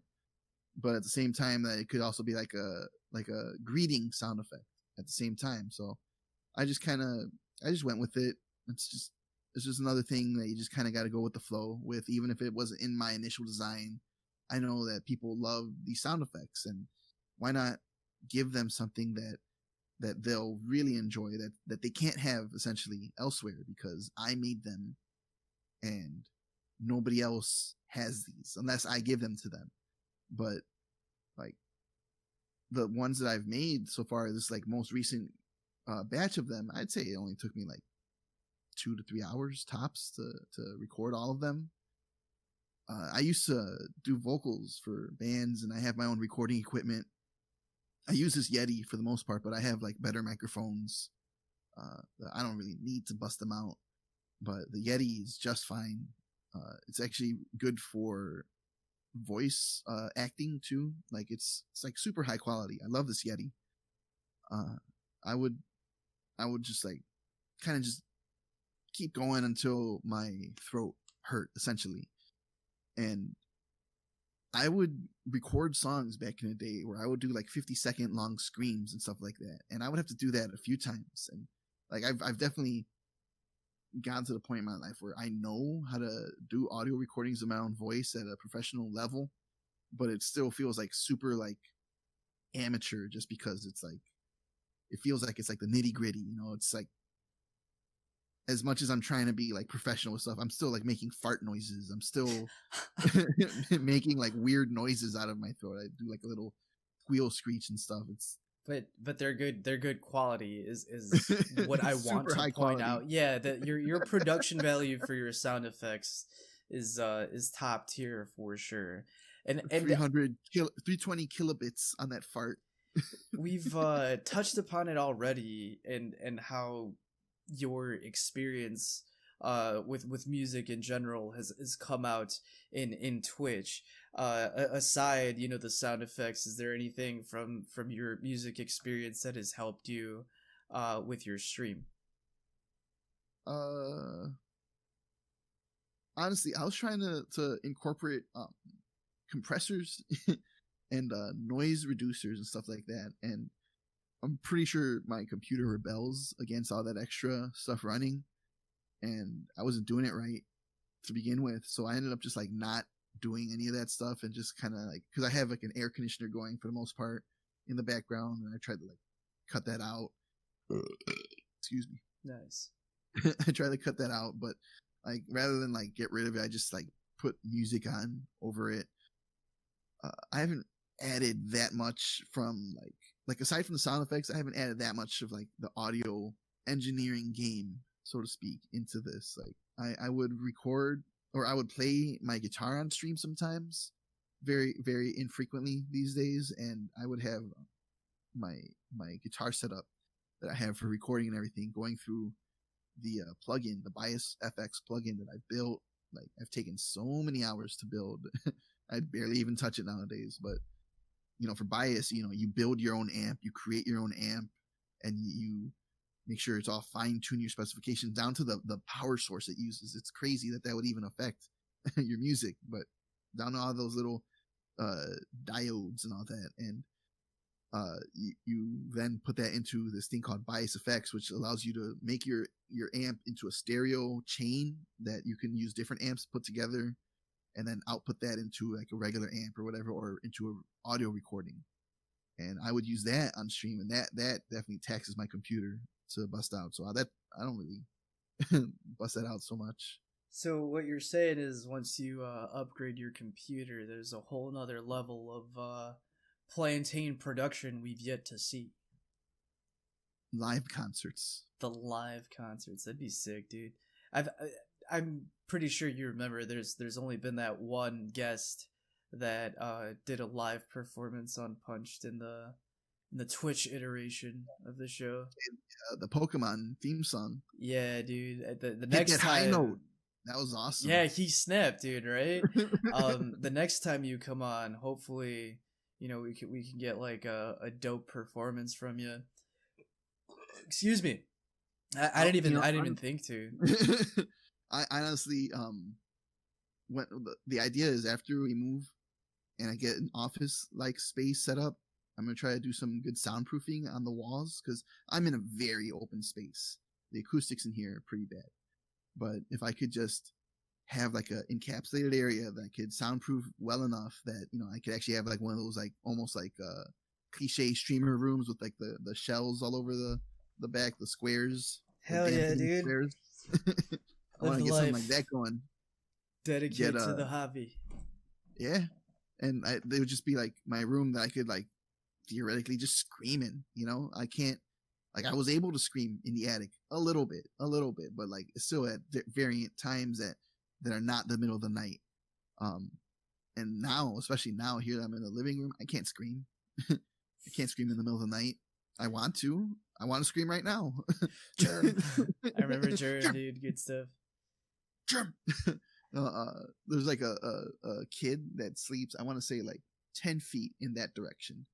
And I don't know who's awake over here at this house, but like I can't be loud here. You're being a good neighbor. You're being a good person, because there are several people who would not give a fuck. Yeah. All I'll say is like my brother, like anytime he comes out of his room, I know. just coming out of his room. So yeah. Stop, slam, stop. All right, so before this becomes like too long, because I've been having a blast and I'm not like this has been awesome for like a first interview of this new iteration of Punch, dude. It's been super great. Um, and as much as I would love a 4 hour, version of this, I don't think uh people could sit through a 4 hour podcast, or at least not of me personally. Maybe of you, but definitely not of me. I wanted to talk about The Simpsons, but I think I'm gonna go ahead and put that in our back pocket for the next time you come through. And since we're both from Chicago, I think it's like super easy for us to talk about pizza. I think it's super easy for us to like be like, hey, that's an awesome spot, or that's my favorite place, and whatever it is. But you talked about how you were a para whatever driver, um, paratransit driver or whatever it is, and that you know the city really well, and that you know really really good spots. Uh, but I'm not gonna ask you about pizza. I want to know about your favorite coffee spots. What's your favorite coffee spot, and what's your go-to coffee? Nah, I'm gonna talk about pizza. Damn. You bastard. There's a few coffee spots that I really like. We're talking about local spots, right? Not Starbucks or anything. Not Starbucks. No. There's okay. Here's a chain that I really like. Gloria Jeans is inside of Chicago Ridge Mall, and they're the only place I've ever had coffee that had like chocolate and orange zest grated into it, and it was amazing. I've never had that anywhere else, and I love it. And it's a chain, kind of expensive. Maybe don't go there too frequently, but for local cheaper coffee, there's this place over here on 47th, and it's not Damon. It's like the next street over. Wolcott? No. It's the street west of Damon on 51st Street. I said 39th. It's on 51st Street. But it's called Back of the Yards Coffee, and they have a wide variety of different kinds of coffee. You can even get yourself a V60 or a Chemex pour over there. They make horchata flavored syrup for lattes and stuff like that. They even have a cafe de olla latte, I think it was. Super awesome. Cafe de olla is like so good. It's essentially sugar, but it's so good. It's a cinnamon one, right? I believe so. They add a lot of cinnamon to it. Cafe de olla. Yeah, hell yeah, dude. That's my stuff. Sometimes I just put like cinnamon in my brewed coffee here at home. In this coffee, the stuff that I've been drinking, it does make a difference. It's very aromatic and it's very present. You get me? So you definitely don't want to put like too much. In the coffee that I've been drinking this whole time, I actually put a little bit of cocoa powder, just straight up cocoa powder. Nice. And kind of like mixed it up, and it's given it like a really thick, like rich, deep chocolate flavor. It's awesome that you can do that with cocoa powder. Hell yeah, dude, I love it, bro. I didn't even notice the cup. Oh man, I love your merchandise so much, dude. You're talking about coffee, and I just remembered about my Guatemalan coffee. Yeah. I don't have Guatemalan. I have Colombian. So I mean, Guatemalan sounds better, low key. I want to try Back of the Yards coffee, because you definitely mentioned them on your stream before, and it's not that far from me. It'd take me like 15 minutes to get there. I haven't been there in forever. I miss them. Yeah, I haven't really been going out in general, except for like groceries. I know you've been extra careful when ordering stuff. Yeah, when we order stuff, we have alcohol that we spray everything down with, wash our hands, then put stuff away. It's just it's a huge process. Especially we've been ordering delivery, and we get like a bunch of items, essentially like hundreds of dollars worth of items, and we just have to take care of everything. I've been wearing a mask because of the amount of alcohol we spray in the kitchen while we're doing it. Just like bothers my throat. Hey man, whatever you gotta do to be safe, right? I mean, I don't think I'm that intense, but I've definitely been going through like Clorox wipes. Yeah. And we haven't even been finding any Clorox wipes at all. Yeah, so they're hard to come by, dude. Like I get them in packets. Actually, I don't even get like the the silo or whatever. Mm-hmm. You can't find those as often anymore. It kind of sucks. The Clorox silo. The Clorox silo, bro. I like the yellow one. The lemon one is the best one.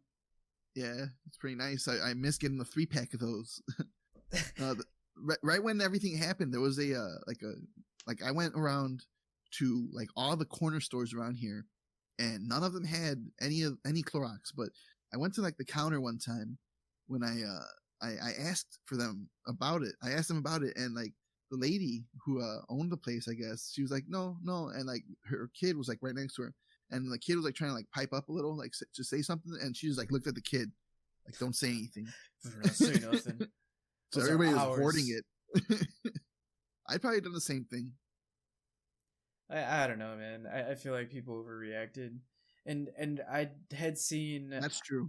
Yeah, I don't know who posted it originally, but someone was like, "Y'all can't wipe your ass with napkins," and they showed the empty aisle of toilet paper and then switched it around to like all the napkins, all the paper towels, everything being there.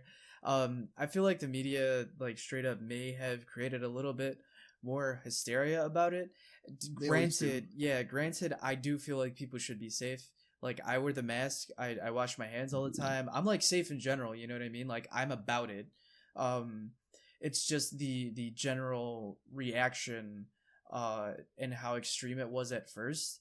I feel like is right now being balanced out by the lack of reaction, by the lack of care.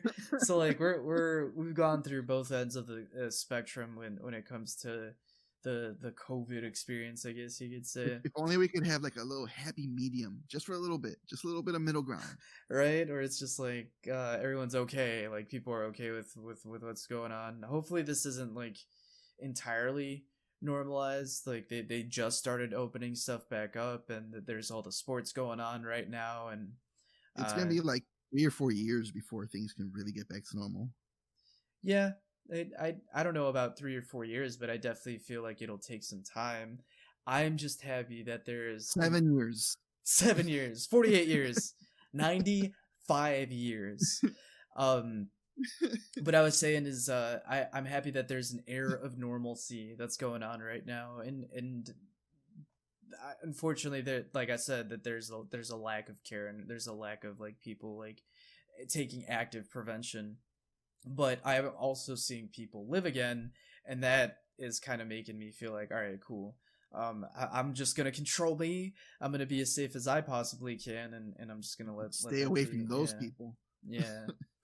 But yo, going back to coffee. So what's your go-to when you go to back in the yards coffee?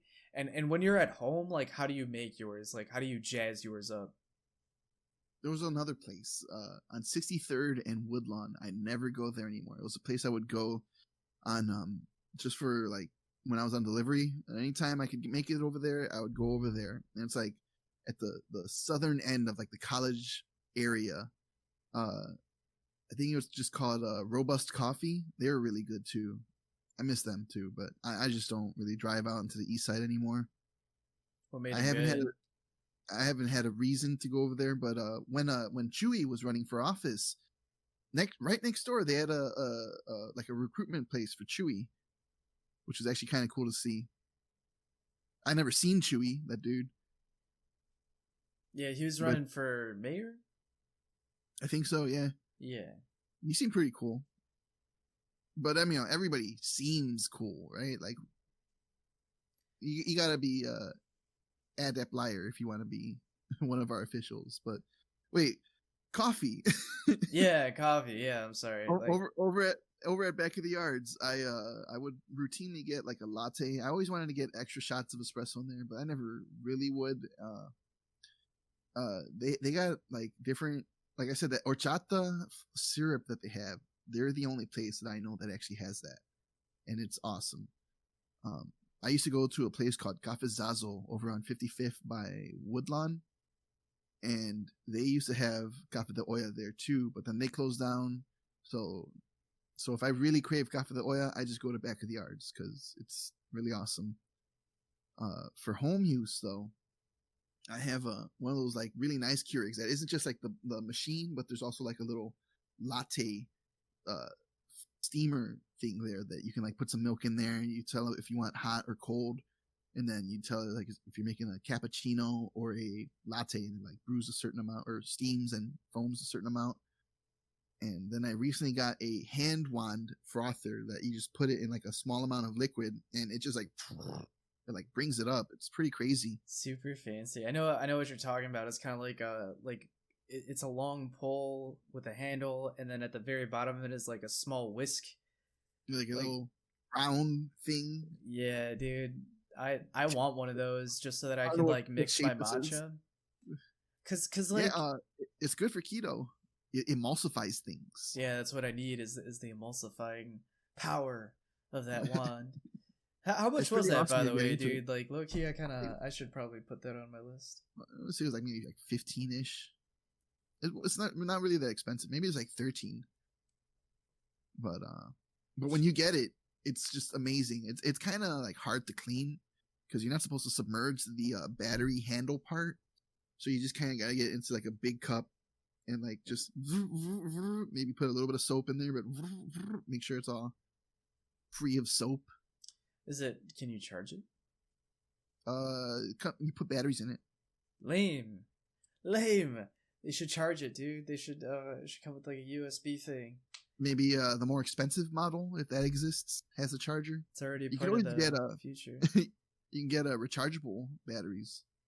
But yo, you were talking about your fancy ass Keurig. How you have cappuccinos. How do you make your coffee? Unless I go through the effort of using the hand wand nowadays, I don't really use the latte steamer part of the Keurig as much. I would whenever I get a newer or rather a different milk that I never had, like when I got oat milk, I would put it in the fancy steamer thing just so I could see the consistency that comes out of it. Like I would test all of them, and what I found was that if you add like a dash of heavy cream to almost anything that isn't regular milk, you can make it foam up like regular milk, but foaming up like a non-milk is pretty rough. I generally, so like unless I'm making the hand froth like latte, which is pretty awesome to do, I would just generally just go for the easy route. I make a 6-ounce coffee out of it, and I just add like some alternate creamer and a splash of dairy-free milk. Like I currently have a Fairlife creamer, which is pretty nice creamer. I usually use, I think I heard about them. They have a sugar-free option, right? I believe they do. Yeah, I want to say they do. And it's kind of like the one of them juggy bottles. The Fairlife milk is about like this big, got a weird kind of shape to it, but the Fairlife creamer is about like yay big, not that tall. Okay, I think I've seen the milk then. But like it's really good stuff. Like I'm lactose intolerant, so I always buy the Fairlife milk, and they have one that's like got BHA and omega-3s and stuff like that, like a healthier milk. I think it even has like less sugar. Do they add less probiotics? Sugar than regular? Maybe. I don't know if they add them to that one, but I know that Stoke has a cold brew that has like protein in it. Pretty crazy. I mean, I'm with it. I'm not surprised, honestly, because like ever since going into keto and doing keto or whatever it is, and people who regularly listen probably are like sick of me talking about it, but I've noticed. Yeah, I mean, it's what I'm doing, right? So I've noticed a lot of like the healthier options or the weird quote unquote healthy options that disguise themselves as, you know, those types of things, but really they're just as bad as anything else. I've definitely educated a lot of myself having to restrict the things that I eat. But yeah, dude, like you're super fancy about it when it comes to coffee. Like I know I keep bringing it back or whatever, but like I really wanted to bring it up because it's a topic that we talk about all the time, whether or not we want to. You know what I'm saying? Like it's always just something that's brought up, and I think it's because we're always drinking coffee. Come to think of it, that might be why we're up like hella late all the time. It's not even so much that our sleeping schedule is like bad. We just drink too much caffeine. we just have enough caffeine in our blood that sometimes it just kind of loosens up and reinvigorates us. Right? Like the slow release with matcha. That's what I love about matcha, is that it's like such a prolonged like release, and it's not like a hella jittery like, you know, jolt of a feeling. I love it so much. I could never really get into matcha too much. It was I've had some desserts with it in it that I really enjoyed, but like putting it in my coffee never really like sat well with me. That's understandable. It's a very, I wouldn't say acquired taste. Like not for matcha specifically, but like green teas and black teas in general, like the stronger teas. If that's not your jam, you're not gonna like, any of that stuff. And as much sugar. Go ahead. I want to say that Strings in Chinatown, they have like a matcha mochi dessert that's just so good. Yeah, it wasn't bad. I actually like it there. Back when I used chewy. To, it is chewy because they have it super flippin' frozen, right? But I didn't mind it at all. I didn't know that wasn't the norm when I first tried mochi, because I first tried mochi at Strings. I didn't think it was all that bad, and I still don't think it's all that bad. I don't mind ordering it. Back when I used to drink, like actually drink, and all the damn time, I would go to Strings because they let you bring beer or whatever. It's a BYOB place. Yeah. That was the spot that I would take like girls to to like impress them. Like, hey, you want some ramen? You know what I'm saying? Some authentic ramen. Yeah, the last couple of years though, they've been a little hit or miss, if I'll be honest with you. Sometimes it's way better than others. I haven't been there too often. You know, who I was gonna say who goes to the restaurants nowadays, but people do. Yeah, people do. That's actually a perfect one of those things that I didn't even think of asking you, but this is a perfect question. What's one thing that you're waiting to do? Oh crap! I just kicked my box. All stupid. All right, let me calm down. Let's reset this real quick. All right, rewind. What's one thing that you're waiting to do after quarantine is lifted up? And I guess it has been, but like after this whole ordeal. I don't know. I kind of miss going to movies. Restaurants, of course. Like we used to go out to eat like all the time, and we hadn't really eaten much out in the world before quarantine started. We were just kind of like living a lean time, especially since we spent like a ton of money on the dogs this year. But then when quarantine happened, like we haven't, of course, gone to any restaurant to eat, and we've gone to maybe get drive-through maybe like 5 to 7 times at this point. It was just something we try not to do. We really don't want to do it, but we just love being lazy, and we'll just get some drive-through. Convenience, man. It's a huge thing. It beats all. Like washing the dishes like so much. It sucks. I wash dishes so much, bro, that I need like dish gloves now because my skin gets so dry from the amount of dishes I've washed. I never really had to do that like my whole life until recently. Yeah, having to cook everything because of keto, I was one of those peeps as well who relied on convenience more than anything, whether it be a pizza in the oven or going to McDonald's and spending like $3 or getting a couple boigas actually. Just anything along those lines that was easy to put in me ASAP and kind of feed that food high, you know what I'm saying? Like whenever you're done eating, you're kind of like, oh yeah, this is so good. But ever since starting like the whole like fad diet, it's it's nuts how much I have to like pay attention to like what I put in my body, but even more so how much I actually have to keep up with the dishes or they'll just like pile up there, and nobody else does them either. You get me? Like my mom's boyfriend used to help me out like a ton.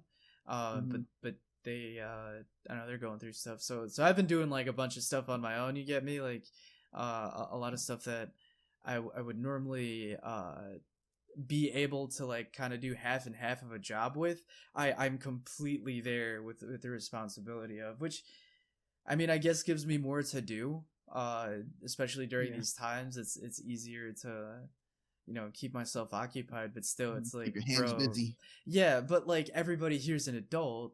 Like, why aren't you guys, like cleaning up after yourselves either too is a huge thing. So that's a good point. Yeah, I'll digress though. My B, dude. Like over here going off about like dumb. I'll tell them. Give me their numbers. Yeah, you should. Hey, so one of my friends is gonna call you, and it's kind of like an intervention thing, but I'm not gonna be able to say anything. I'll be here for support, but really what they're saying is what I'm saying, so please don't be mad at them. Are you good? We're good? Dish intervention. All right. So we're gonna go ahead and wind down on the stream here. We're gonna go ahead and like end here. But before we do that and say goodbye and unfortunately end this, is there anything specific that you want anybody to know? Is there anything you want to say? Anything you want to communicate to the audience, to the 8 people that listen to us? Yeah. Everyone here should really check out Pika Punch on Twitch. He's an awesome streamer. Pretty cool dude. He's scheduled to stream every Tuesday and Thursday, but that varies. Sometimes he'll do an off day. He plays a few games, at least a few, including Alien Isolation, which he just beat for the 8th time. And he's been playing Overwatch and Among Us, a little bit of Fall Guys. What else? Also, buy my merch. Check this out right here. Wow. Check wonderful this thing out. Merch. Where could we find that beautiful Nico insert? www.plantaintrip.com/merch. There's initially 5 items. I plan on add more over time. I'm gonna have a giveaway soon before September's up. I want to have a subaway. We'll see about how many things I can give away. Money's a little tight. We're in a transition space, but I want to give away something before September's up. Look at this thing. It's beautiful. Look at it. You should pull up the mug too, the actual mug again. Oh yeah, the real merch. Yeah, that's right next to me. The thing that's right here. I mean, it was all real. It was all actually there. It was all real. Yeah. But my mug here has a Plantaintrip Meshuggah face. Beautiful. Gorgeous. Also has my dogs on it. Gorgeous Those are dogs. both emotes. And then the Meshuggah face zoomed out. Okay, there we go. Them design skills though, bro. Everything we make is with 300 DPI. BPI. 300 BPI, so that's just industry standard stuff. 3D printed. 3D. Made with moon material. Crafted by old people that we have in a hole that do all the clay shaping for us as well. It's all part of the industry. It's part of the streamer game. You gotta enslave a few people to do all your merch sales. Don't worry about these old people. They're all ones that were left at Disney World who couldn't find their families. I'm giving them purpose. Yeah, exactly. They've all forgotten where they've come from anyway. We've gone through all these loops. Nobody claimed them. They're just old. That's horrible, bro. That's awful. Yeah. So I actually don't know how I'm specifically going to end every stream. I'm going to try a couple things out, see what sticks type deal. But for you specifically, my dude, Plantaintrip. Oh, yeah, right. Before we actually do it, follow Plantaintrip over on Twitter, over on Instagram. And do you have a YouTube? Not yet.